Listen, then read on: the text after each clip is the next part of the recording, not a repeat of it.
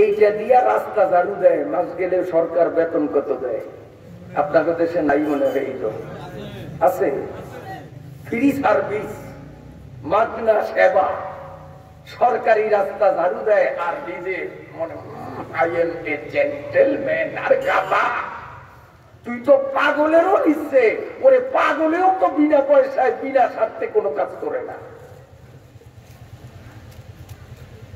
হায় হায়, এই নবীর নারী উম্মত গুলো কোথায় মাথার কাপড়, কোথায় বুকের কাপড়, কোথায় পেটের কাপড়, কোনো খোঁজ খবর নাই। যেমনি মন চায় অমনি পর পুরুষের সামনে চলি। হয়তো আপনাদের এলাকায় এমন বেয়াদব বেয়াক্কেল মহিলা আল্লাহর ফজলে নাও থাকতে পারে, ব্যাপারটা চলে না। এই এলাকার মহিলারা সব আল্লাহর ওলি। রাবেয়া বসরি আছে? হায় হায়, পর্দা যেন মুসলিম নারীরা ভুলিয়া গেল। ও মায়েরা, সাবধান সাবধান। নারীর জন্য মাথার তালু থেকে পায়ের তালু পর্যন্ত কমপ্লিট শরীরটা অন্যদের থেকে ঢাকিয়া রাখা ফরজ। আর পুরুষের জন্য নাভি থেকে হাঁটু পর্যন্ত ঢাকিয়া রাখা ফরজ। আমার নবীকে আল্লাহ রাব্বুল আলামিন শৈশবকালেই এইটা বুঝাইবার বাস্তব প্রশিক্ষণ দেওয়ার মতো ক্যাপাসিটি আর যোগ্যতা বৈশিষ্ট্য দিয়ে আল্লাহ বলেন, ইন্না আতাইনাকাল কাউসার। ওগো নবী, আপনারে অনেক অনেক দিয়েছি, যা অন্যদের দিলাম না। আজকে সেই পর্দা না পুরুষরা মানি না নারীরা মানি। পর্দা শুধু নারীর জন্য নয়, পর্দা নারীর জন্য, পর্দা পুরুষের জন্য। দলিল কোরআন শরীফের 18 নম্বর পারা সূরা আন-নূর। আল্লাহ পাক বলেন, কুল্লিল মুমিনিনা ইয়াগুদ্দু মিন আবসারিহিম ওয়া ইয়াহফাযু ফুরুজাহুম। আবার একটু আগাইয়া সামনে বলেন, ওয়াকুল্লিল মুমিনাতি ইয়াগুদুনা মিন আবসারিহিন্না ওয়া ইয়াহফাযনা ফুরুজাহুন। কোরআনের আয়াত। প্রথম যে তিলাওয়াত করলাম, এখানে আল্লাহ বলছেন, হে পুরুষরা, তোমরা যেই পথ দিয়া চলবা, বিশেষ প্রয়োজনে নারীদেরও সেই পথে চলতে হতে পারে। ঠিক না ভাই? ঠিক। তুমি পুরুষ যেই পথে চলাচল করো, বিশেষ প্রয়োজনে নারীরাও সেই পথে চলতে পারে। হে পুরুষ, যদি তোমার সামনে বেগানা কোনো নারী পড়ে, তাহলে তুমি তোমার নজরটা নিচের দিকে দিও। আবার একটু আগাইয়া বলেন, ওয়াকুল্লিল মুমিনাতি ইয়াগুদুনা মিন আবসারিহিন। আল্লাহ বলেন, ও মুসলিম মহিলারা, তুমি বিশেষ প্রয়োজনের তাগিদে যেই রাস্তায় পথ চলতেছ, ওই পথে অ্যাভেলেবল বহু পুরুষদেরও চলাচল চলতেছে। পথে চলার পথে কোনো পরপুরুষ তোমার সামনে পড়লে, ও মুসলিম নারী, তুমিও তোমার চক্ষু নিচের দিকে দিয়ে দিবে। তাহলে এই আয়াত দ্বারা কি বোঝা গেল? চোখ নিচের দিকে দেয়া হুকুম পুরুষকেও আল্লাহ দিয়েছেন, নারীকেও দিয়েছেন। অতএব পর্দা পুরুষের জন্য ফরজ, পর্দা নারীর জন্য ফরজ। এই হুকুমটা আল্লাহ কেন দিয়েছেন? বিশ্ব রোডের পাশে যেহেতু আপনারা বসবাস করেন, আপনারা ভালো করে বুঝবেন। একটা এক্সাম্পল, উদাহরণ দিয়ে মনে করেন, চরপেশন থেকে ভোলাগামী ইঞ্জিন চালিত একটা গাড়ি এই বিশ্ব রোড দিয়ে যায়। আবার ভোলার থেকে ইঞ্জিন চালিত আরেকটা গাড়ি চরপেশন অভিমুখে এই রাস্তায় যায়। দুইটা গাড়ি যখন মুখামুখি হয়, তখনকার আইন কি? এই গাড়ি যেই কোম্পানি তৈরি করেছে, ওই কোম্পানি ক্যাটালগের মধ্যে বিধান রচনা করে দিয়েছেন, গাড়িরে তোরা যখন চলাচলের পথে যখন মুখামুখি হবি, তোদের বাতি তখন হাই থেকে লো করা লাগবে। হাই লো বোঝেননি? সুইচ টিপ দিলে আলোটা পড়বো বিশ্ব রোডের উপরে, আবার সুইচে আরেকটা টিপ দিলে আলোটা পড়বে সামনে, কারো চৌকে পড়বে না। যেই কোম্পানি গাড়ি বানাইল, এই কোম্পানি ক্যাটালগ তৈরি করলো, আইন রচনা করে দিল, ও গাড়ি চলার পথে যখন তোমরা সামনাসামনি হও, সঙ্গে সঙ্গে তুমিও তোমার চোখ নিচের দিকে দাও, এই গাড়িরে বলে তুমিও তোমার চোখ নিচের দিকে দাও, নিরাপদে দুইও গাড়ি ক্রসিং করিয়া যার যার গন্তব্যে চলে যেতে পারবি। কিন্তু তা না করে এই কোম্পানির আইনকে উপেক্ষা করে, গাড়ির প্রস্তুতকারীর সংবিধানকে অবজ্ঞা করে, যদি এই গাড়ি ওটা থেকে সব উঠে যায়, আর ওদিকের গাড়িও যদি এরকম চোখ উঁচা করিয়া চায়, দুইটার একটাও বাতি ডাউন করলো না, লো করলো না, নিচে নামাইলো না, একটার নজর আরেকটার উপরে, তাহলে ভোলার গাড়িও চরপেশন যাবে না, চরপেশনের গাড়িও ভোলায় যাবে না, উদয়পুর রাস্তার পাশেই তারা খালের মধ্যে ধাক্কা খাইয়া পড়তে হবে, কারণ ওই কিছু দেখবে না। ঠিক না ভাই? ঠিক। হ্যাঁ, আল্লাহ রাব্বুল আলামিন তাই বলেন, وَقُلْ لِلْمُؤْمِنِينَ يَغُضُّوا مِنْ أَبْصَارِهِمْ وَقُلْ لِلْمُؤْمِنَاتِ يَغْضُضْنَ مِنْ أَبْصَارِهِنَّ। আল্লাহ বলেন, চলাচলের পথে ও পুরুষ তুমি যখন আসো, ও নারী তুমিও যখন আসো, উভয়ে তোমাদের হেডলাইটকে তোমরা নিম্নগামী করে দাও, একজন আরেকজনের দিকে তাকাইও না। যদি একজন আরেকজনের দিকে তাকাইতে থাকো, লাইট যদি ডাউন না করো, তাহলে অ্যাক্সিডেন্ট করিয়া জাহান্নামের খালে পড়া ছাড়া বিকল্প কিছু না। দুই গাড়ি অ্যাক্সিডেন্ট করিয়া জাহান্নামের খালের মধ্যে পড়তে হবে, যদি নারী আর পুরুষ নামক গাড়ি প্রস্তুতকারী আল্লাহ কোম্পানির হুকুমকে অবজ্ঞা করে। কথা বুঝাইতে পারছি? এখন একটা কথা না বললে নয়, প্রাসঙ্গিক বলি। বিশেষ করিয়া আজকাল কিছু আনারি কাটা পোলা পাইলে মোটরসাইকেল চালায়, বাপ দাদার 14 গোষ্ঠী হইল খয়রাতি, বদলা, রিক্সাওয়ালা, কিছু পয়সা হয়েছে, এখন মোটরসাইকেলের সিটও বইছে, আক্কল জ্ঞান কিচ্ছু নাই, গাড়ির সিটে বইসা মনে করে আমি প্রধানমন্ত্রীর চেয়ে বড়। আপনাকে তো সেরকম বেয়াত পোলাপাই নাই। এই অসভ্যগুলো যখন মোটরসাইকেল চালায়, ওরা কিন্তু বাতি ডাউন করে না, কারণ আমরা তো রাস্তায় রাত্রিকালীন বেশি চলি, দিনের চেয়ে রাত্রে আমার রাস্তায় চলাচল বেশি হয়, রাস্তার অভিজ্ঞতা আমার বাস্তব অভিজ্ঞতা। এই বেয়াদব গুলাকে আমরা সিগন্যাল দেই বাতি ডাউন করার জন্য, তারপরেও করে না, যার কারণে আমরা গাড়িকে স্লো করে ব্রেক করে রাস্তার পাশে নিজের যান বাঁচাবার জন্য দাঁড়াতে হয়।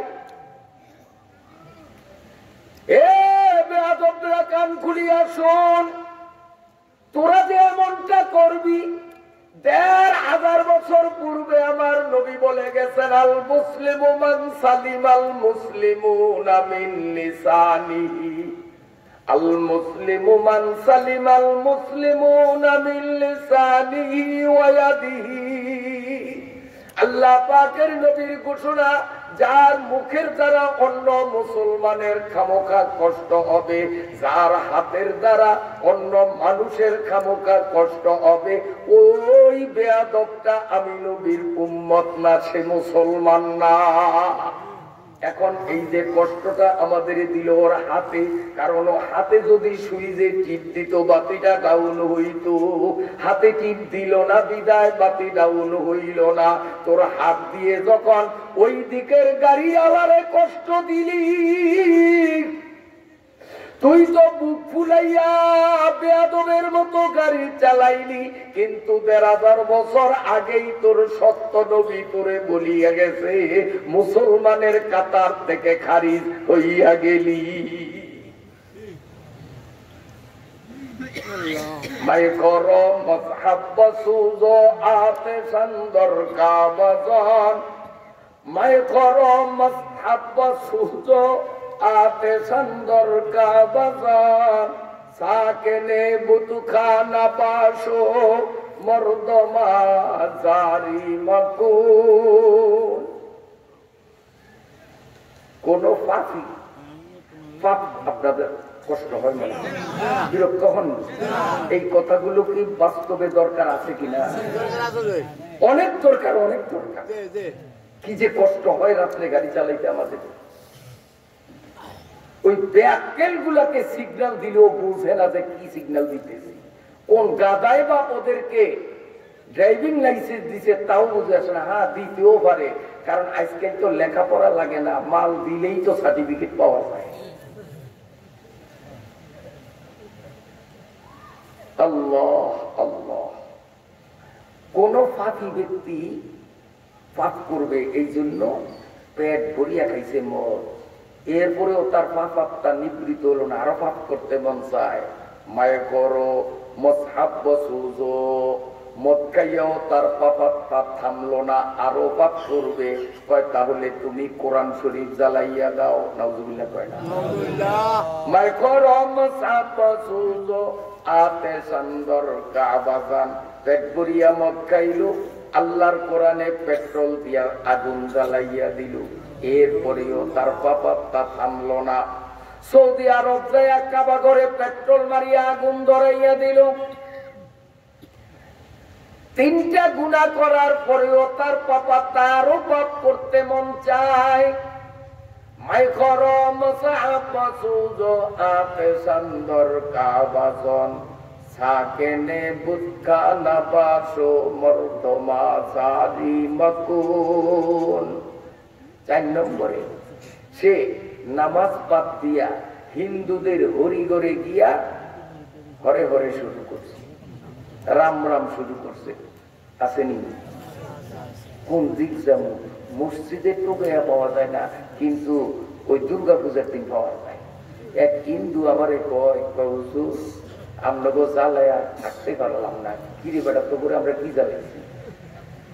এইবার পূজাটা ভালো মতো করতাম পারলাম না আমরা, ওখানে না কিন্তু পূজাইকে আমরা বাধা দিছি না। আমরা ওয়াজে কিন্তু পূজার বিরুদ্ধে কই নিলা, কোন দিন ওয়ালিয়া দিন আমরাই তো বেটা ওয়াজ।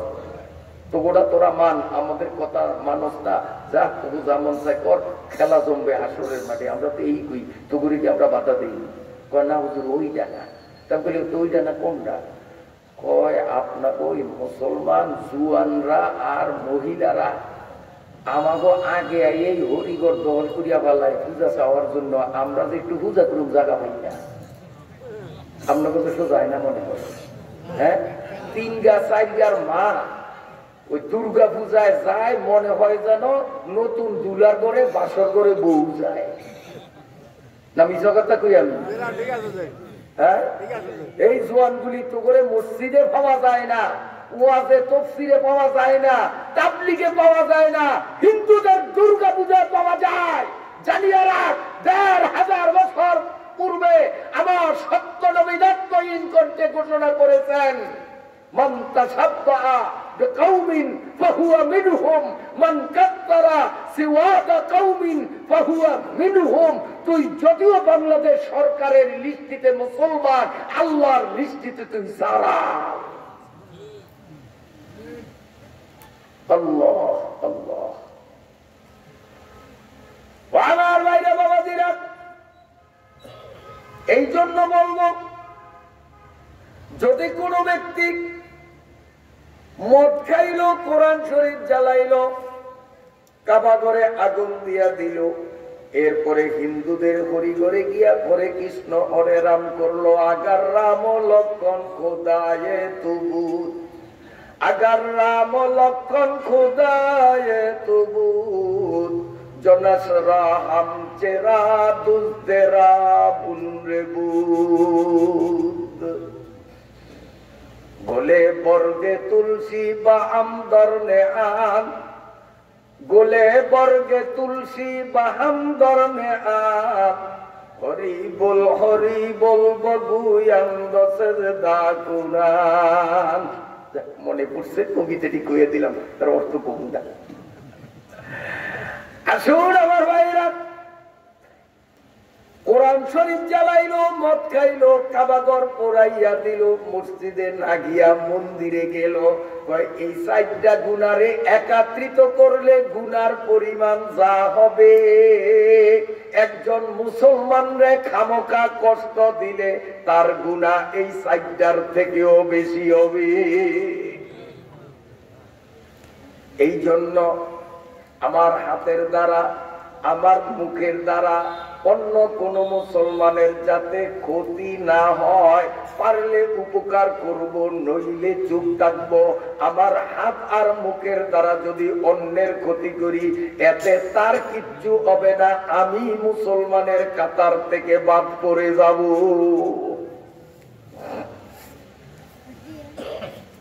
আল্লাহ, আমি বলতেছিলাম ও পর্দার আড়ালের মায়েরা, আমাদের প্রিয় নবীকে আল্লাহ খায়রে কাসির দিয়েছেন, সব ধরনের কল্যাণকর দিক দিয়েছেন। তার মধ্যে একটা হলো পর্দার স্বভাব, ছোট্টবেলায় দুধ খাওয়া অবস্থায় দিয়েছেন। আজকে ওই নবীর উম্মত হইয়া আমরা পর্দা মানি না। লাউ কানা হুব্বুকা সাদিকান লাআতাতাহু ইন্নাল মুহিব্বা লিমান ইউহিব্বু মুতিউ। আল্লাহ, যদি মুসলমানই হইতাম, নবীজির উম্মতই হইতাম, তো মুসলমান কোনদিন পর্দা বাদ দিতে পারে না। আমার সাথে একমত আপনারা? পর্দা নফল না ফরজ? বলেন। পর্দা করতে হবে, এটা সরমানের হুজুরের হুকুম, উজানের হুজুরের, শশিনার হুজুরের, আমগো নবী। কার হুকুম? জোরে কোন কার? আল্লাহর হুকুম। আল্লাহর হুকুম মানতেই হবে। নামাজ যেমন ফরজ, রোজা যেমন ফরজ, পর্দাও তেমন ফরজ, ছোট্ট ফরজ না। যাই হোক, সামনে আগাই। কাউসারের এইটা হলো একটা অর্থ। এইভাবে নবীজির জীবন থেকে, জীবনের শুরু থেকে কবরে যাওয়া পর্যন্ত গোটা জীবন নিয়ে যদি আমরা পর্যালোচনা করি, সব জায়গায় এমন অনন্য বৈশিষ্ট্য আমার নবীর মধ্যে পাবো, যেটা পৃথিবীর অন্য কোন সাধারণ মানুষ দূরের কথা, অন্য কোন নবী রাসূলের মধ্যে পাওয়া যায় না। সুবহানাল্লাহ। হসনে ইউসুফ দমে ঈসা ইয়াদ বাইজাদারি, হসনে ইউসুফ দমে ঈসা ইয়াদ বাইজাদারি, উচে খুবা হামাদারন তু তনহাদারি। আল্লাহ পাক এক এক নবীকে আলাদা আলাদা এক একটা বৈশিষ্ট্য দিয়েছেন, আর আমার নবীকে সব নবীদেরকে যা দিয়েছেন তার থেকেও বেশি দিয়েছে। ইন্না আতাইনাকাল কাউসার। আল কাউসারের গেল এক অর্থ, আল কাউসারের আরেক অর্থ হলো কোরআন। আল কাউসারের আরেকটা তাফসীর বা ব্যাখ্যা হলো কোরআন। তাহলে সূরাটির অর্থ দাঁড়াবে ও নবী,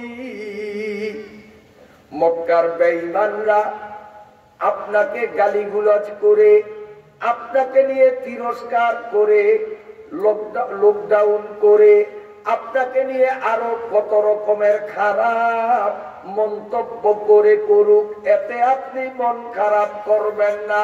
তার কারণ আমি আল্লাহ পবিত্র কোরআনের মতো মহা মূল্যবান জিনিস আপনারে দিয়েছি। এই কোরআনের দাওয়াত দিতে গিয়া যত রকমের কষ্ট হোক না কেন, আপনি সেটাকে কষ্ট মনে করবেন না। কারণ উদাহরণ দিলে বুঝবেন, পৌষ মাসের কনকইয়া শীত, খুব কড়া শীত, হাড্ডির মধ্যে শীতে কামড়ায়। এমত অবস্থায় এই টঙ্গীর চেয়ারম্যান যদি কোন রিক্সাওয়ালারে মোবাইল করে করিমালি, জি চেয়ারম্যান সাহেব রাত্র 3:30টায় আমাকে ভোলা নেওয়া লাগবে। জি স্যার আমি আসবো। দেখা যায় রাত 3:30টায় রিক্সা নিয়ে চেয়ারম্যানের বাড়ির দরজায় হাজির। ওই রিক্সাওয়ালার গলায় মাফলার নাই, মাথায় হেলমেট নাই, হাতে মৌজা নাই, পায়ে মৌজা নাই। গরিব মানুষ এই শীতের মধ্যে ঠক ঠক করিয়া করিয়া রিক্সা চালাইয়া চেয়ারম্যান রে ভোলা লইয়া যায়। তার কারণ তার দিলের মধ্যে একটাই কল্পনা আর জল্পনা, সারাদিন রিক্সা চালাইয়া 500 টাকা কামাই করতে হিমশিম খাইতে হয়। চেয়ারম্যান রে যদি ভোলা নেই অন্তত 2000 টাকার কম আমার হাতে দিবে না। ওই 2000 টাকা মহামূল্যবান তার নজরে, এই কারণে শীতের কষ্ট তার কাছে কষ্ট মনে হয় না।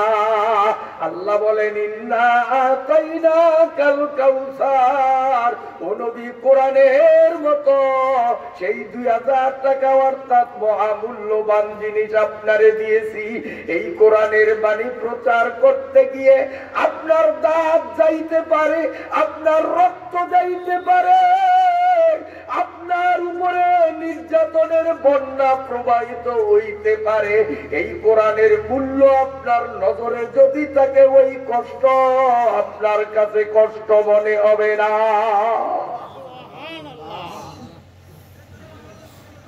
আমার ভাইয়া বাবাজিরা, কাউসার শব্দের অর্থ হলো কোরআন। তাহলে ইন্না আতাইনাকাল কাউসার, ও নবী আমি আপনাকে কোরআন দিলাম। এই কোরআনের কারণে আপনি পৃথিবীর সর্বশ্রেষ্ঠ মানুষ। قال رسول الله صلى الله عليه وسلم خيركم من تعلم القرآن وعلمه। আল্লাহ পাকের নবী বলেন, ও দুনিয়ার মানুষ, কোরআন মহামূল্যবান জিনিস আল্লাহ আমাকে দিয়েছেন, তাই আমি যেমন দামি হইলাম।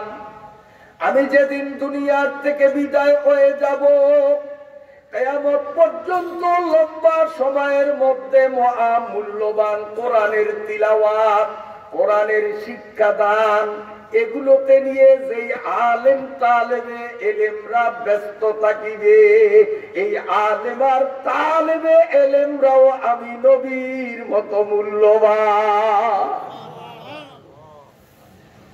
অতএব আমি নবী হিসাবে আমাকে যেমন মর্যাদা তোমাদের দিতে হবে, আমার অবর্তমানে মহামূল্যবান কোরআনের দাওয়াতি কাজে যেসব আলেম তালেবে এলেম হাফেজরা মগ্ন থাকবে, ওনাদেরকেও নবীদের মর্যাদা তোমাদের দেওয়া লাগবে।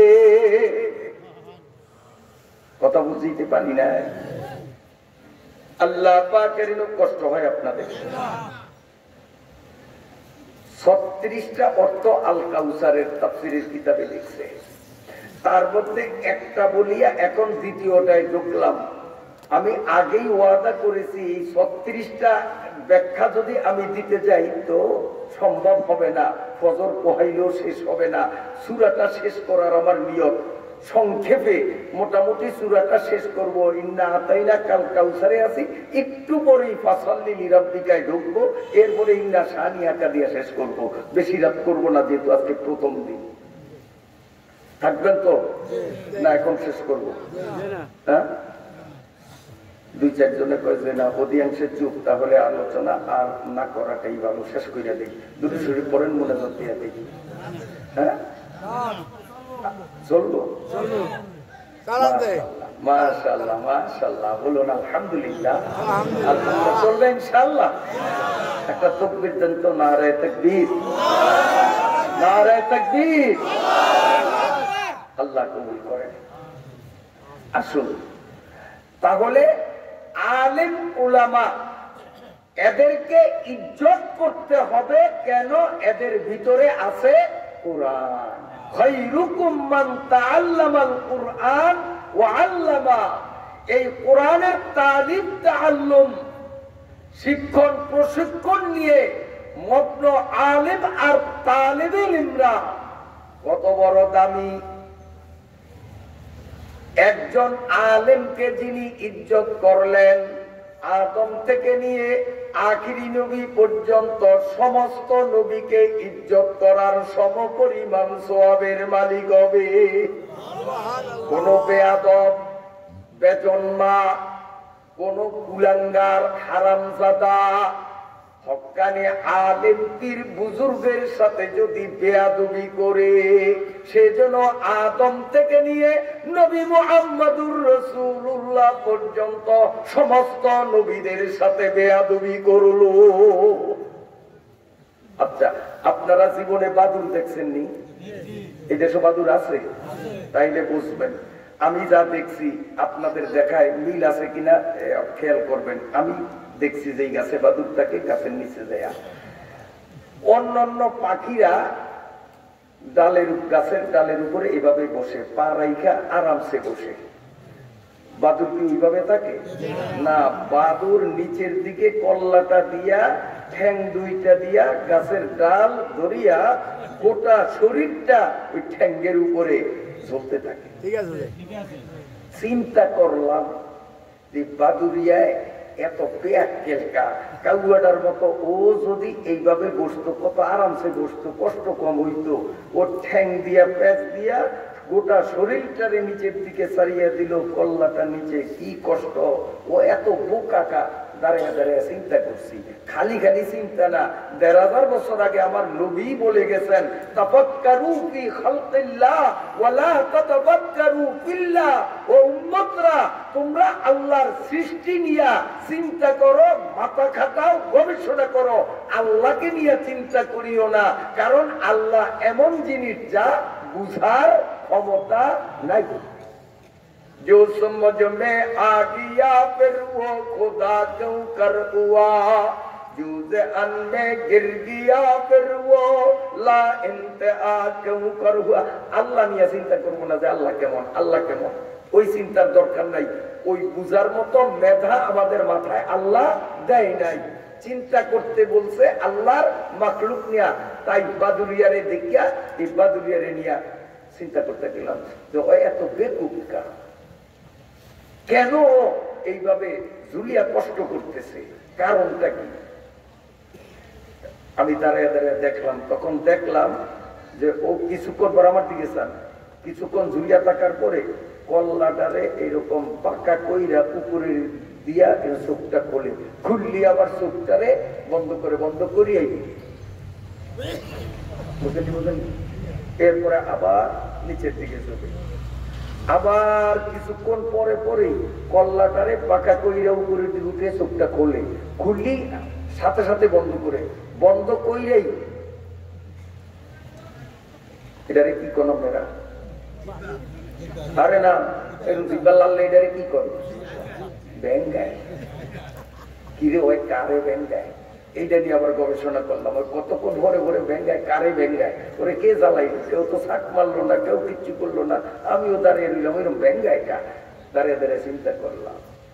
চিন্তা করার পরে দেখলাম ওই যে শেখ সাদি রহমতুল্লাহ আলাইহি বলে গেছেন, গর্না বিনাদ বরুজে সাপ পারাচট, গর্না বিনাদ বরুজে সাপ পারাচট, চশমায়ে আফতাব রাতে গুনা।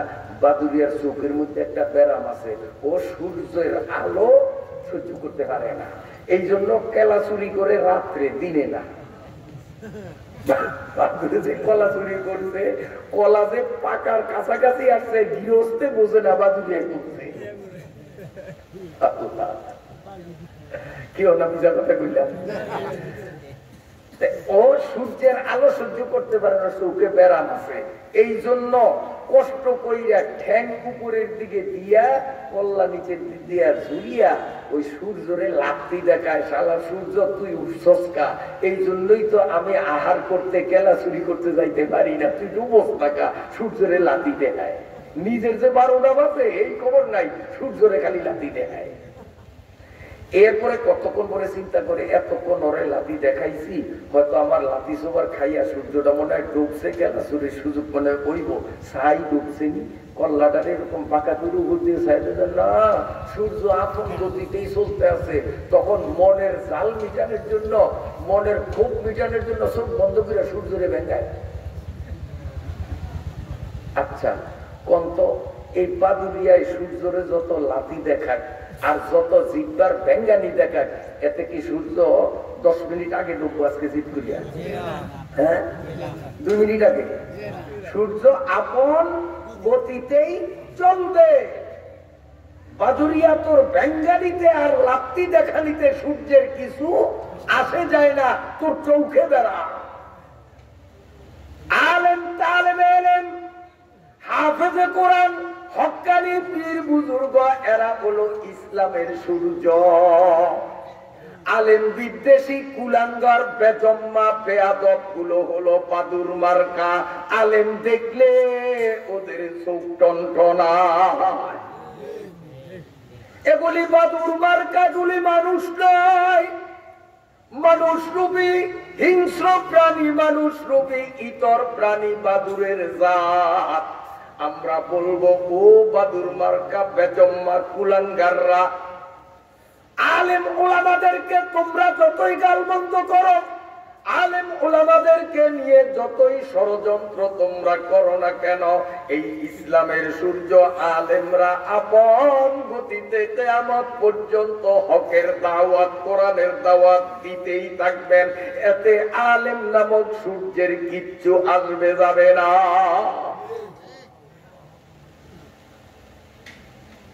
আল কাউসার শব্দের আরো অনেক অর্থ আছে, আমি সেদিক গেল যাব না, কেবলমাত্র আর একটা বলি। তার কারণ ইন্নাল হাদিসে আছে ইন্নাল্লাহা বিতরুন ইউহিব্বুল বিতরা, আল্লাহ নিজে বেজোর। আল্লাহ জোর না বেজোর? আল্লাহ কয়জন? তসলিস কে কায়েল তে বিফির খালিক কো কহা এক, तसलीस के कायल ते भी फिर खालिक को कहा थे 3 पिच्चियों में और बच्चे बजाए, कबीले कबीले का खुदा एक एक जुदा था, किसी का हुबुल था किसी का मना तो है।